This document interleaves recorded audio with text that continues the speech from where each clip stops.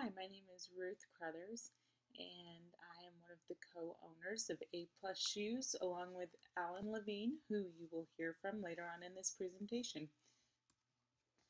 Our strategic vision for our company was to take control of the niche market. We were striving to be an affordable footwear company that offered high quality products with many different models in order to appeal to a wide range of customers. Our competitive strategy was to analyze the market at the end of each year to accurately predict performance targets, focus on specific metrics that increase net revenues, and specifically target the wholesale market rather than internet or private label sales. As you can see from our annual revenues, we experienced a decline in year 12, and that was the year that we got out of the private label market. So we did experience a decline in all areas of the business. In year 13, we also experienced a decline, and this was mostly due, I believe, to our retail price and our wholesale price and the models offered in those segments. We should have offered more models and better pricing for both of those. And also advertising needed to be increased. Now in year 14 we increased, and then again in 15 we went down in year 16, which I believe is because also models available and our S&Q rating went down quite a bit, and so I believe that that was a huge factor in our decline. But we went up again in year 17, and then again in year 18, 19, and 20. Earnings per share. Our earnings per share started out at $2.99, and we went down again in year 12 and 13. For the same reasons that I had mentioned on the previous slide. Getting out of the private label market really did affect our sales and EPS and many other aspects of the business. And then in year 14 we increased, as well as 15, 16, 17, and 18. Now in year 19 and year 20, I believe that it went down because our models offered and our celebrity appeal went down.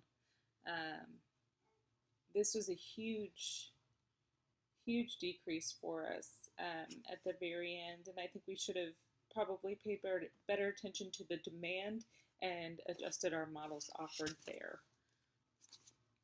Now our return on equity.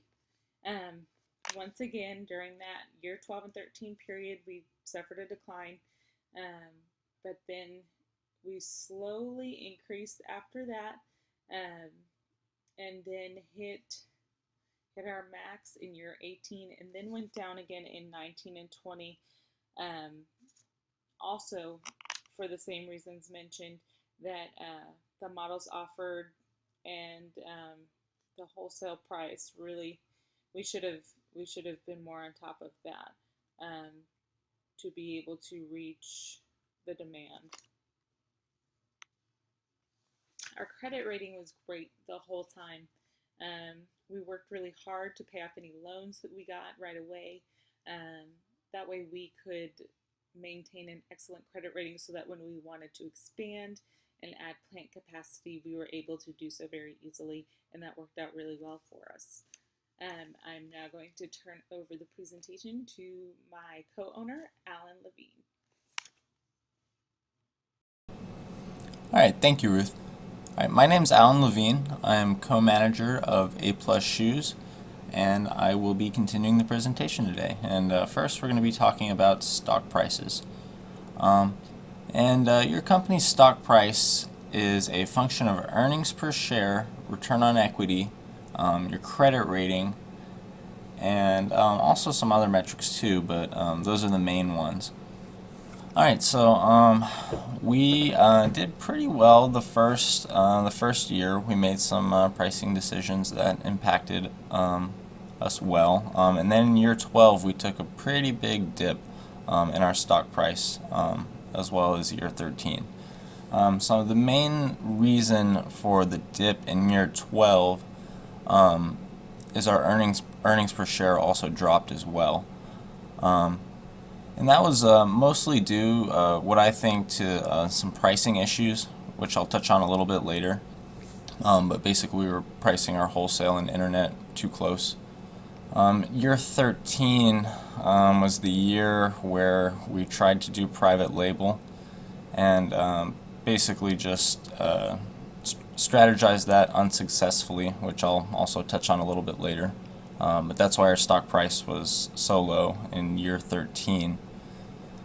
So after that we start trending a little bit higher, and year 16 to year 17 we have a really big jump. And I looked at some of the other teams, and most everybody else has a really big jump there. So I did some investigating, and I think it has something to do with the favorable exchange rates. Because I looked at our operating profit margin, and it actually jumps from 18.5 to 30.8 in the wholesale market, and 26.3 to 33.5 in the internet market. So that impacted our earnings per share and stock price in a really good way. So yeah, we kind of continue that growth in year 18, and then we have a little bit of a decline in year 19 and 20. And what it looks like is a lot of teams also struggled there as well. So I think that has something to do with the unfavorable exchange rates as well. So yeah, that time our operating profit margin dropped from 27.6 to 20.7 in internet, and 26.8 to 16.8 in wholesale. So that made our earnings per share go down, which in turn made our stock price go down. Next thing I'm going to talk about is the image rating. Okay, so in the beginning we invested some money into corporate citizenship, to just mostly maintain our image rating. And we were also pretty excited to bid on celebrities, so we probably spent a little bit more than we should have. And those extra costs kind of affect your earnings per share, your return on equity, your net profit, all those important metrics, they affect them negatively. And something I noticed in year 12 was one of the years that we had the highest image rating. Coincidentally, that was also one of the years we had the lowest, it's actually the lowest earnings per share, return on equity, and stock price, except that disaster year that the private label failed. But other than that year is our lowest year with most of our metrics. So in about year 15 to year 16, you'll notice that our image rating takes a pretty big plummet. That's whenever we decide to stop funding corporate citizenship, and also we abandoned some celebrity contracts there along the way as well, because they were getting a little bit expensive. So basically we still bid a little bit on celebrities, but we decided to bid a lower amount, and we basically stop our funding for corporate citizenship. So that's why you'll see our image rating go down. So what we did though, we increased our advertising expense in lieu of relying on celebrity appeal or image rating to boost sales. So we used advertising as our method. Alright, so next I'm going to talk a little bit about the global unit sales. Right off the bat, the first thing you notice, we didn't really try private label very much. Year 11, and we actually tried in year 13 as well, although it doesn't reflect here. And I almost think year 11 is kind of an accident, because we basically just left the same SQ rating and the same price as year 10. So I think we just neglected to change it. But anyway, in year 13, our our internet and wholesale market share suffer because we devoted quite a bit of capacity to producing private label, and we did not successfully compete in the private label market at all, because our pricing strategy and our SQ strategy was way off. We had a high SQ and a high price for private label, which the idea of private label is basically a bid war between the companies. So we didn't have the cheapest price or even close. Team D, the year that we tried to compete, we were producing $42 7-star shoes, and Team D was producing 3-star for $23. So basically Team D pretty much dominated the private label market. I think it's because they had a bit more capacity and their production costs were quite a bit cheaper. So we didn't really bother to do a whole lot of private label beyond that. I'd mess with it, but I wasn't able to, even get close to Team D's price. So looking at our wholesale and internet, since we didn't really mess with private label too much, after that year 13 private label incident, we have some increases, and then we kind of have a decrease like in year 16 and 17. And I think it has a lot to do with a fundamental pricing issue that we had. Our wholesale and internet price were too close to each other, and whenever, according to real life too, but whenever that happens, basically they're going to fight for market share, and it makes the market share go down since they're competing for market share. The manual, I actually suggested having your internet price 40% above your wholesale price, which I didn't read until quite a bit later.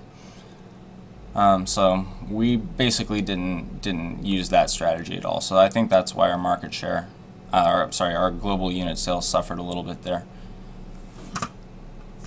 So let's see, going on, talking a little bit about global market share next. So you'll notice in year 11 to year 12 we have a pretty big drop, and I think that has something to do with that fundamental pricing issue that I was talking about earlier.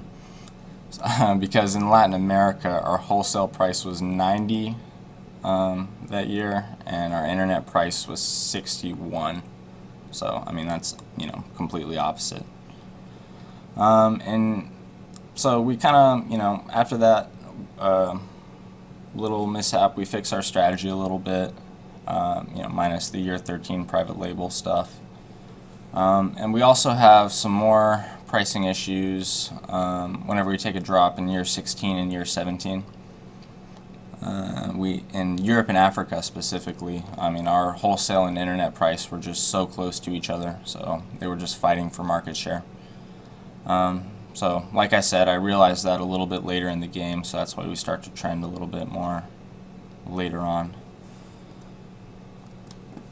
So next we'll be talking about the lessons that we've learned through BSG. And the first thing we've learned, is that internet pricing should have been at least 40% above the wholesale pricing, because we don't want to compete, we don't want to fight for market share with ourselves. It doesn't make sense. We focused on paying off loans as quickly as possible to maintain a high credit rating that made it possible to expand when necessary. If you'll notice, we had the A+ credit rating most of the time, except for the year 13 private label. Lack of celebrity endorsements made our image rating low, but it didn't seem to affect net sales.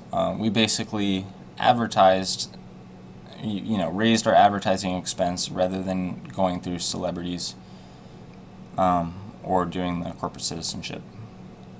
And our company did better in wholesale and internet market. We opted not to compete with Team D because we didn't have capacity necessary to successfully compete in the private label market. They were just getting their price really, really low, and we just didn't have the capacity to compete with them. So congrats Team D. Well, thank you for listening to our presentation, and hope you have a good day.